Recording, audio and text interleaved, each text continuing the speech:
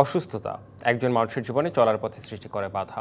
নিজের শারীরিক বা মানসিক অবস্থা বিবেচনায় সম্পূর্ণ সুস্থ থাকতে অনেকেই জানেন না তার কি করা উচিত। তাই স্বাস্থ্য বিষয়ক নানা সমস্যায় পরামর্শ এবং সমাধানের পথ বাতলে দিতেই আমাদের সাপ্তাহিক আয়োজন হেলথ কেয়ার ডায়াগনস্টিক সেন্টার নিবেদিত স্বাস্থ্য কথা। প্রতি শুক্রবার এই অনুষ্ঠানে থাকে স্বাস্থ্য বিষয়ক নানা আলোচনায়। স্টুডিওতে থাকেন একজন বিশেষজ্ঞ চিকিৎসক। আমাদের সাথে আজ আছেন ঢাকা মেডিকেল কলেজ ও হাসপাতালের মেডিসিন বিভাগের সহযোগী অধ্যাপক ডাক্তার মোহাম্মদ শামসুল আরেফিন পাটোয়ারি। দর্শক, আমাদের আজকের আলোচনার বিষয়ে ডেঙ্গু প্রতিরোধে করণীয়। আপনাদেরও সুযোগ রয়েছে স্ক্রিনে দেখানো নম্বরে ফোন করে চিকিৎসকের পরামর্শ নেবার। আপনাকে স্বাগত জানাচ্ছি আমাদের আজকের অনুষ্ঠানে। আমরা ডেঙ্গু নিয়ে আলোচনা করতে চাই। ধন্যবাদ আমাকে আমন্ত্রণ জানানোর জন্য। জি, শুরুতে একটু জানতে চাই যে উপসর্গ আর লক্ষণগুলো আসলে কেমন হতে পারে কেউ ডেঙ্গুতে আক্রান্ত হলে। ধন্যবাদ আপনার প্রশ্নের জন্য। আমরা কিন্তু এখন যে জুন মাসে আছি, এটা কিন্তু ডেঙ্গুর একটা পিক সিজন, বিকজ এখন বৃষ্টিপাত হচ্ছে। এবং ডেঙ্গু দেখবেন যে একটা সাধারণ জ্বরের মতোই আসে, এবং শুরুতে এটা কিন্তু আলাদা করা কঠিন, কারণ এই সময় দেখা যায় যে অনেক ধরনের ভাইরাল ফিভার হয়, টাইফয়েড হয়, বিভিন্ন ধরনের। শুরুতে কিন্তু জ্বর থাকে, তাহলে জ্বরটা একটা পেশেন্টের থাকতে পারে। সাথে ডেঙ্গুতে যেটা স্ট্রাইকিং, সেটা হচ্ছে শরীরে প্রচণ্ড ব্যথা হয়। এটা মাথা ব্যথা হতে পারে, এটা আপনার মাংসপেশি ব্যথা হতে পারে, শীত দ্বারায় খুব ব্যথা হয়, এবং অনেকের চোখের পেছনে আমরা বলি যে রেট্রোবালবার পেইন, এই ব্যথাগুলো বেশি হয়। কারো কারো স্কিনে র্যাশ চলে আসতে পারে, লাল লাল রঙের র্যাশ। এবং ইদানিংকালের যে ডেঙ্গুগুলো, গত লাস্ট কাপল অফ ইয়ার্সে যে ডেঙ্গুগুলো হয়েছে, এতে প্রচুর ভমিটিং ডায়রিয়া, বমি ডায়রিয়া, যেটা আগের বছরগুলোতে আমরা দেখিনি। এগুলা নিয়ে পেশেন্ট আপনার কাছে আসতে পারে।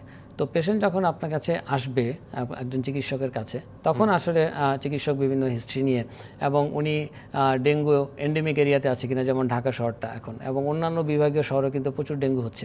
এবং আপনি লাস্ট কাপল অফ ইয়ার্সে দেখেছেন যে ঢাকার বাইরে থেকে বেশি ডেঙ্গু রোগী আসছে।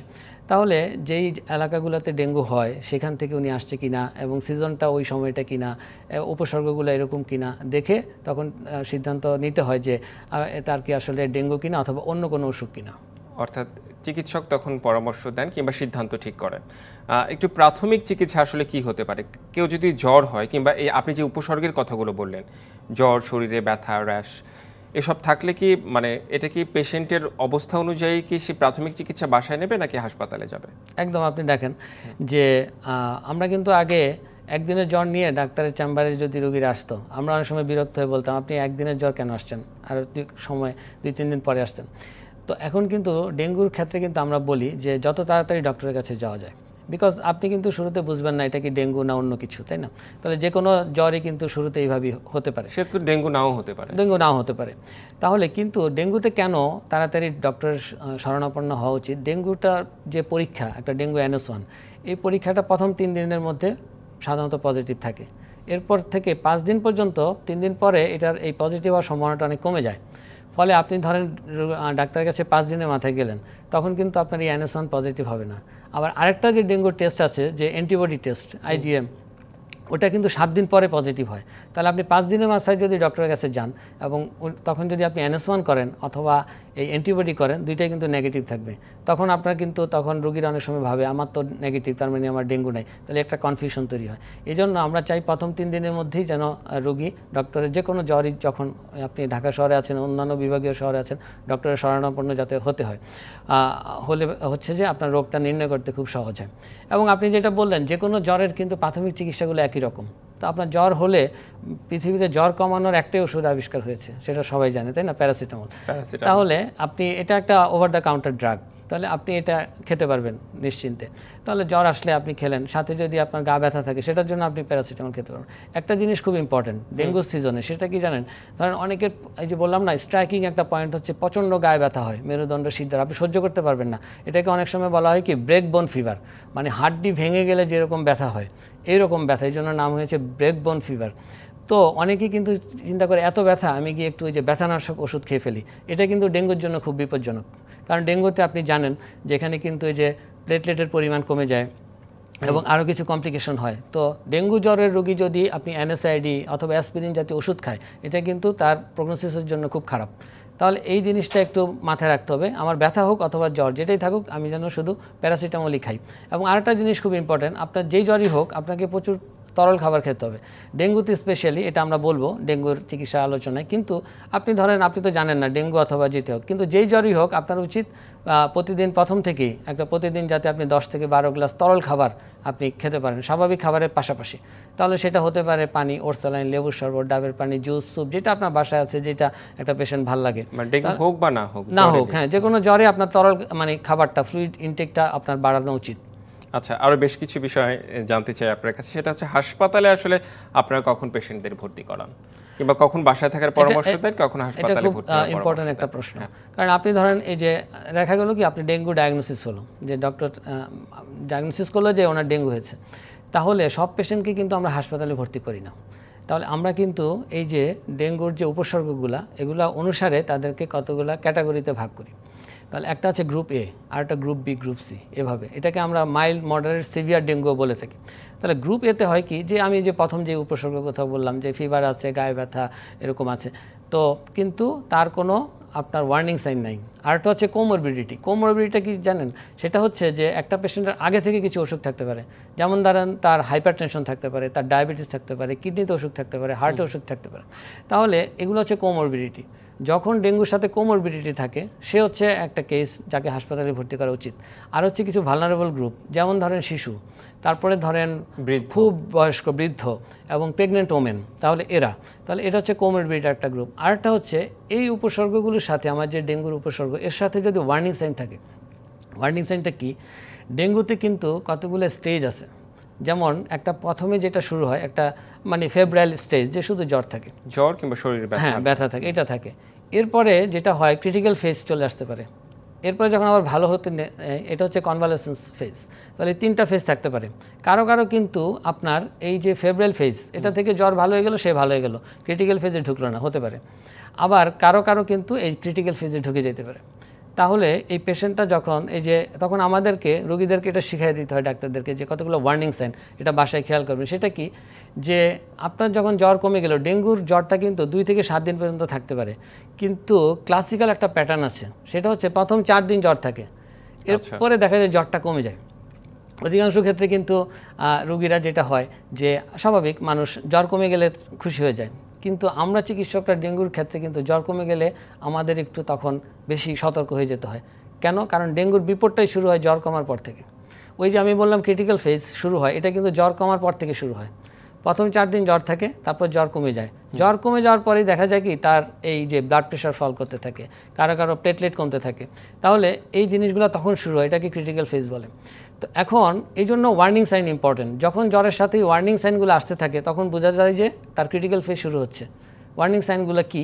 যেমন ধরেন আপনার জ্বর কমে গেছে, আপনার ভালো লাগার কথা, সেটা না লেগে আপনার আরও খারাপ লাগছে, আপনার প্রচণ্ড বমি হচ্ছে, আপনার পেটে ব্যথা হচ্ছে, দেখা যাচ্ছে যে আপনি একদম কাহিল হয়ে পড়েছেন, নেতিয়ে পড়েছেন বিছানায়, হ্যাঁ, তারপর হচ্ছে যে আপনার মেজাজ খুব খিটখিটে হয়ে যাচ্ছে, তারপরে দেখা যাচ্ছে যে আপনার একটু ওরিয়েন্টেশনের সমস্যা হচ্ছে, কারো ব্লিডিং শুরু হচ্ছে, কারো হাত পা ঠান্ডা হয়ে যাচ্ছে, একটা কোল্ড ক্লামি এরকম হচ্ছে। তো এরকম পরিস্থিতি যখন হয়, পেটে ব্যথা খুব বেশি হচ্ছে, তখন আমরা বলি এগুলো ওয়ার্নিং সাইন, এগুলো রোগীদেরকে বলে দিই। এরকম হলেই আপনারা দ্রুত এসে হসপিটালে ভর্তি হয়ে যাবেন। তাহলে এই রোগীগুলাকে, অর্থাৎ ডেঙ্গুর যে ক্লাসিক্যাল সিমটম, এর সাথে যখন ওয়ার্নিং সাইন থাকবে অথবা কোমরবিডিটি থাকবে, তখন হচ্ছে আমরা আসলে পেশেন্টকে হসপিটালে ভর্তি হতে বলি। আর একটা গ্রুপ আছে, এরা হচ্ছে কি পেশেন্ট ফ্যামিলি খুব অ্যানশাস হয়ে যায়, ডেঙ্গু হয়েছে, এখন আমার বাসায় থাকতে ভয় লাগছে, অথবা কি হবে না হবে, এই ধরনের পেশেন্ট কয়েকটা ইন্ডিকেশন আছে যে ঠিক আছে আপনি হসপিটালে থাকেন। তো এরা একটা। আর বাকিরা যারা থাকবে, যে শুধু সিমটম আছে, এরা হচ্ছে বাসায় থাকবে, এবং বাসায় যে থাকবে তাদেরকে ওই যে আমরা বলে দিই যে প্রতিদিন কমপক্ষে 10 থেকে 12 গ্লাস তরল খাবার সে যেন খায়, এবং চিকিৎসকের পরামর্শে থাকলে সেটা আরও ভালো। অবশ্যই। আপনি দেখেন ডেঙ্গুটা কিন্তু অনেক লম্বা সময় ধরে হয় না, পুরো ডিউরেশনটা হয়তো 7 থেকে 8 দিন, এর মধ্যে যা হওয়ার এর মধ্যেই হবে। তাহলে সময় খুব বেশি না। এই সময়টা সতর্ক থাকতে হয়। যেমন যাদেরকে আমরা বাসায় রাখি তাদেরকেও বলি যে প্রতিদিন আপনি একটু সিবিসিটা করে এসে দেখা করলেন, তার ব্লাড প্রেশারটা দেখলাম, যখন দেখলাম যে তার ব্লাড প্রেশার ফল করতেছে, তার হচ্ছে যে ওই যে শকের ফিচারগুলো চলে আসতেছে অথবা প্লাজমা লিকেজ এর ফিচার আসতেছে, তখন আমরা তাকে হসপিটালে ভর্তি করে ফেলি। আচ্ছা, সেই ক্ষেত্রে আসলে আমি যদি একটু জানার জন্য বলছি যে ডেঙ্গুতে তো অনেকেই মারাও যায়, সেই ক্ষেত্রে আসলে কোন পর্যায়ে গেলে একজন পেশেন্ট মারা যায়? রাইট, একদম। এটা কিন্তু খুব ভালো একটা প্রশ্ন করেছেন, কারণ ডেঙ্গুটা শুনলে আমরা অনেক সময় একটু আতঙ্কিত হয়ে যাই, কারণ এর ট্রিটমেন্টটা কিন্তু দেখেন, এর কিন্তু স্পেসিফিক ট্রিটমেন্ট নেই যে আমার ডেঙ্গু হয়েছে এই ট্যাবলেট খেলে আমার ডেঙ্গু ভালো হয়ে যাবে। আসলে ব্যাপারটা তা না। তাহলে ডেঙ্গুর চিকিৎসা আসলে ফ্লুইড ম্যানেজমেন্ট, এবং এই ডেঙ্গুর আসল যে প্যাথোফিজিওলজিটা হচ্ছে যে ওই যে আমি বললাম ক্রিটিক্যাল ফেজে কিন্তু রক্তনালী থেকে আপনার প্লাজমা লিকেজ হয়। আচ্ছা, ফ্লুইড ম্যানেজমেন্ট, আমরা এই যে এখন মানে ডেঙ্গু হলে কি করা উচিত, ভালো থাকবে কি করে, সেই প্রসঙ্গে আলোচনা করব। তবে একটা বিরতিতে আমরা যাব, বিরতির পর ফিরে এসে আমরা আলোচনায় ফিরব। দর্শক, বিরতি নিচ্ছি ডিবিসি নিউজের সাপ্তাহিক আয়োজন হেলথ কেয়ার ডায়াগনস্টিক সেন্টার নিবেদিত স্বাস্থ্য কথায়, সঙ্গেই থাকুন। আবারও স্বাগত ডিবিসি নিউজের সাপ্তাহিক আয়োজন হেলথ কেয়ার ডায়াগনস্টিক সেন্টার নিবেদিত স্বাস্থ্য কথায়। আমাদের সাথে আজ আছেন ঢাকা মেডিকেল কলেজ ও হাসপাতালের মেডিসিন বিভাগের সহযোগী অধ্যাপক ডাক্তার মোহাম্মদ শামসুল আরফিন পাটোয়ারি। আমাদের আজকের আলোচনার বিষয় ডেঙ্গু প্রতিরোধে করণীয়। বিরতির আগে আমরা ডেঙ্গুর নানা দিক নিয়ে আলোচনা করছিলাম। কখন একজন পেশেন্ট মারা যায় ডেঙ্গু আক্রান্ত হলে, সেই বিষয়টি আপনি বলছিলেন। হ্যাঁ, দেখেন, ডেঙ্গুটা আসলে যে ধরনের অসুখ, আমরা যদি রোগী যদি সতর্ক থাকে, চিকিৎসক যদি সতর্ক থাকে, ভালোভাবে মনিটরিং হয়, তাহলে কিন্তু এটা মারা যাওয়ার কথা না। কিন্তু অনেক ক্ষেত্রে কিন্তু এই ঘটনাটা ঘটে যাচ্ছে। তো ঘটে যাচ্ছে কেন? ওই যে আমি একটু আগে বললাম যে যখন জ্বর কমে যায়, রোগী ভাবে আমি ভালো হয়ে গেছি, তখন সে হয়তো ডিসকন্টিনিউ করে ডাক্তারের কাছে যাওয়া, কিন্তু তখন কিন্তু তার ক্রিটিক্যাল ফেজ শুরু হয়ে গেছে, প্লাজমা লিকেজ শুরু হয়ে গেছে, তখন কিন্তু সে শকে গিয়ে মারা যেতে পারে। একটা। 2 নম্বর হচ্ছে অনেকে শুরু থেকেই গুরুত্ব দেয় না, সে হয়তো একদম প্রোফাউন্ড শকে চলে গেছে, তার পালস নাই, প্রেশার নেই, সে ওই সময় হাসপাতালে আসলো, তাকে কিন্তু তখন সার্ভাইভ করানো খুব কঠিন হয়। তাহলে এই জিনিসটা একটু প্রথম থেকে সতর্ক থাকলে এই ঘটনাগুলো ঘটে না। এবং আরও কিছু ব্যাপার আছে এখানে পিটফল, যেগুলোর জন্য আসলে পেশেন্ট দেখা যায় খারাপ হয়ে যায়। তাহলে একটা হচ্ছে ডেঙ্গু রোগীর এবং রোগীর যারা অভিভাবক অথবা ফ্যামিলিতে যারা থাকে, তারা কিন্তু দেখবেন যে প্লেটলেট নিয়ে খুব চিন্তিত। একদম, অনেকেই প্লেটলেট কমে গেছে, হ্যাঁ, প্লেটলেট কমে গেছে কি হয়েছে। কিন্তু মজার ব্যাপার হচ্ছে, দেখেন, ডেঙ্গু ম্যানেজমেন্টে কিন্তু প্লেটলেটের ব্যাপারে আমরা চিকিৎসকরা অত বেশি আসলে চিন্তিত হই না। বিকজ আপনার হচ্ছে কি, যখন আপনার শরীরে প্লেটলেটের সংখ্যা 5000-এর নিচে আসে, শুধু তখন মাত্র আমরা বলি যে তাকে প্লেটলেট দেওয়া হোক, এছাড়া কিন্তু আমরা বলি না। আবার আমি কিছুক্ষণ আগে আপনাকে বললাম, ডেঙ্গু ওষুধটা থাকে হচ্ছে 7 থেকে 8 দিন। এর মধ্যে ওই যে প্লেটলেট ধরেন 10-15 হাজার হয়ে গেল, এটাও থাকে খুবই হয়তো একদিনের জন্য, এরপর এটা বাড়া শুরু করে। এমন কি হয় হঠাৎ করে প্লেটলেট কমে গিয়ে মারা যায়? না, প্লেটলেট কমে গিয়ে মারা যাওয়া এটা ভেরি আনইউজুয়াল। প্লেটলেট কমে গিয়ে কি হয়, দেখো, ধরেন 5000-এর নিচে এটা যদি পারসিস্ট করেন একদিন, অনেক বেশি ব্লিডিং হইলো, তাহলে এটা। কিন্তু ডেঙ্গুর অধিকাংশ রোগী মারা যায় হচ্ছে ডিফারেন্ট কারণে, সে হচ্ছে শকে গিয়ে তার ব্লাড প্রেশার ফল করে, সেটা একটা। আর একটা কিছু হচ্ছে যে আপনি ইয়েটা না বুঝতে পারা। আমি আপনাকে বলি, বারবার বলছিলাম যে এটার যে প্যাথোফিজিওলজি খুব ইম্পর্টেন্ট। একসময় কিন্তু আপনি 2000 সালে প্রথম যখন ডেঙ্গু আউটব্রেক হচ্ছে বাংলাদেশে, এপিডেমিক হচ্ছে, তখন কিন্তু প্রচুর পেশেন্ট মারা যেত, সেটা কিন্তু আইট্রোজেনিক। আপনার তাকে চিকিৎসা দিয়ে দেখা যেত পেশেন্ট খারাপ হয়ে যেত। কেন? আমরা তখন প্যাথোফিজিওলজিটা ভালো বুঝতাম না। আমার যে এই যে প্লাজমা লিকেজ হয় রক্তনালী থেকে, আমার যে প্লাজমা বের হয়ে যাচ্ছে, এটা কিন্তু মাত্র 24 থেকে 48 ঘন্টার জন্য বের হয়। কিন্তু আমাদের তখন ধারণা ছিল তাকে অনেক রক্ত দিতে হবে, অনেক ফ্লুইড দিতে হবে। তখন হয় কি, আমি যখন অনেক ফ্লুইড দিই, তখন কিন্তু এই ফ্লুইড ওভারলোড হয়ে পেশেন্ট খারাপ হয়ে যায়। এটাও কিন্তু একটা হয়। তাহলে আমাদেরকে কিন্তু চিকিৎসকদেরকে খুব সতর্ক থাকতে হয় যে কখন প্লাজমা লিকেজ শুরু হচ্ছে, তখন ফ্লুইড শুরু হবে। আবার এই ফ্লুইডটা চলবে মাত্র 36 থেকে 48 ঘন্টা। 48 ঘন্টা পরে যেই ফ্লুইডটা আপনার এই রক্তনালী থেকে বাইরে চলে আসছে, এটা কিন্তু আবার ভিতরে ঢোকা শুরু করে। এখন বাইরে থেকে যখন ফ্লুইড ভিতরে ঢোকা শুরু করে, এর মধ্যে আপনি যদি আবার ফ্লুইড দিতে থাকেন, তাহলে বুঝেন আপনার শরীরে কী পরিমাণ ফ্লুইড জমবে। তখন কিন্তু যে ফুসফুসে পানি জমে পেশেন্ট কিন্তু খারাপ হয়ে যায়। তাহলে এটা খুব ইম্পর্টেন্ট জিনিস। এবং আপনি আরেকটা যেটা বললেন, এই যে রুগীরা অনেক সময় চিন্তা করে, আচ্ছা আমি তো দেখেছি আমার আত্মীয়কে ডেঙ্গু হয়েছিল, তখন তো হাসপাতালে যাওয়ার পরে ডাক্তার সাহেব স্যালাইনি দিয়েছে। এরা কি করে, এবং এই যে ফার্মেসিতে যেসব লোকগুলো বসে থাকে, এরা কিন্তু ইদানিং এটা দেখা যায় শুরু করেছে যে আপনার পেশেন্ট ডেঙ্গু, আচ্ছা আপনার ডেঙ্গু, ডাক্তার সাহেব বলেছে কোনো অসুবিধা নেই, আমি আপনাকে চিকিৎসা দিচ্ছি, স্যালাইন দিচ্ছি। ডেঙ্গুর যে ফ্লুইড ম্যানেজমেন্ট, এটা কিন্তু অত্যন্ত জটিল এবং কঠিন একটা ফ্লুইড ম্যানেজমেন্ট। এটা চিকিৎসকদেরকেই হচ্ছে হিসাব নিকাশ করে যে কখন কতটুক করে দেবে, কত ফোঁটা করে আস্তে আস্তে বাড়াতে হয়, আবার কমাতে হয়। তাহলে এটা কিন্তু ডক্টররাই ভালো বুঝে। তারা কি করে, যে হিসাব নিকাশ ছাড়া, যে ওই যে বললাম ওনার হয়তো প্লাজমা লিকেজ বন্ধ হয়ে গেছে, এখন ফ্লুইড ভিতরে ঢুকতেছে, তখন তাকে স্যালাইন দিচ্ছে, এই পেশেন্ট তো খারাপ হয়ে যাবে। আবার যখন প্লাজমা লিকেজ হয়েছে, তখন হয়তো সে এডিকুয়েট ফ্লুইড পায়নি, তখন তো শকে গিয়ে সে খারাপ হয়ে যাবে। একদম ডক্টরের পরামর্শ ছাড়া আসলে কোনোভাবেই আসলে। হ্যাঁ, এবং আরও কিছু হচ্ছে ডেঙ্গুতে, যে আমি আপনাকে কিছুক্ষণ আগে বলছিলাম যে কারা ভর্তি হবে, যে গ্রুপ বির পেশেন্টরা। আরেকটা হচ্ছে গ্রুপ সি, এটা হচ্ছে সিভিয়ার ডেঙ্গু। সিভিয়ার ডেঙ্গু কারা, যখন আপনার মেসিভ হিমোরেজ হচ্ছে শরীর থেকে, একটা। 2 নম্বর হচ্ছে পেশেন্ট ছকে চলে যাচ্ছে, তার পালস নাই, ব্লাড প্রেশার নাই, এগুলো ফল করছে। আরেকটা বলা হয় এক্সপান্ডেড ডেঙ্গু সিনড্রোম। এটা হচ্ছে যে আপনার শরীরের বিভিন্ন অঙ্গ প্রত্যঙ্গ অনেক সময় এফেক্টেড হয়ে যায়। যেমন হলো ডেঙ্গু, কিন্তু দেখা গেল তার মানে একিউট রেনাল ফেলিউর হয়ে গেল, তার হয়তো ফালমিনেন্ট হ্যাপাটিক ফেলিউর হলো, তার লিভারটা খারাপ হয়ে গেল, কিডনি খারাপ হয়ে গেল, তার হার্টে হয়তো মায়োকার্ডিটিস হলো, অথবা দেখা গেল তার হচ্ছে ব্রেনে অ্যানকাফালাইটিস ডেভেলপ করলো। এগুলো হচ্ছে expanded dengue syndrome.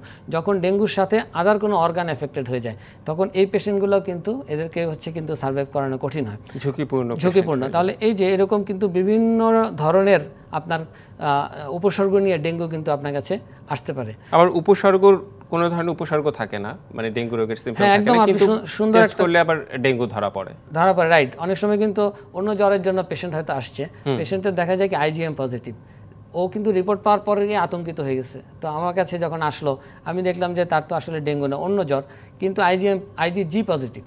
IgG positive মানে হচ্ছে তার অতীতে ডেঙ্গু হয়েছিল। তো আমরা তখন তাকে আশ্বস্ত করি যে আইজিজি আসলে আপনার অতীতে ডেঙ্গু হয়েছিল। তো সে বলে আমার তো কখনো ডেঙ্গু হয় নাই।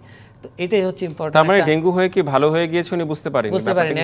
তাহলে ডেঙ্গুর একটা কিন্তু আছে অ্যাসিম্পটোমেটিক। অনেক পেশেন্ট কিন্তু অ্যাসিম্পটোমেটিক থাকে, ডেঙ্গু হয়েছে, ওনার জ্বরই হয়নি, কিছুই হয়নি, হয়তো একটু গা ম্যাজ অথবা একটু ব্যথা ট্যাথা হয়ে কমে গেছে, উনি এটা নোটিসও করেনি। তাহলে এটাও হতে পারে অ্যাসিম্পটোমেটিক ডেঙ্গু। আবার হতে পারে আপনার আনডিফারেন্সিয়েটেড ডেঙ্গু আছে কিছু, মানে আপনার একটু জ্বর হলো, 2-3 দিন ছিল, ভালো হয়ে গেছে, আপনি কোনো টেস্ট করেননি, আপনি এটা আলাদা করতে পারেন নাই এটা কি ডেঙ্গু ছিল না অন্য কোনো ভাইরাল অসুখ ছিল। তাহলে এরকমও উপসর্গ কিন্তু থাকতে পারে। আচ্ছা, আপনি যে ক্লাসিক্যাল সিমটমগুলোর কথা বলছিলেন, এর সাথে আরও কী ধরনের উপসর্গ থাকতে পারে? রাইট, ক্লাসিক্যালের বাইরে যে আমরা এর মধ্যে কিন্তু আলোচনায় চলে আসছে যে একটা তো ডেঙ্গু ক্লাসিক্যাল ফিভার থাকেই, তার সাথে আমরা বলেছি যে ডেঙ্গু হিমোরেজিক ফিভার হতে পারে, যে তার ব্লিডিং হচ্ছে।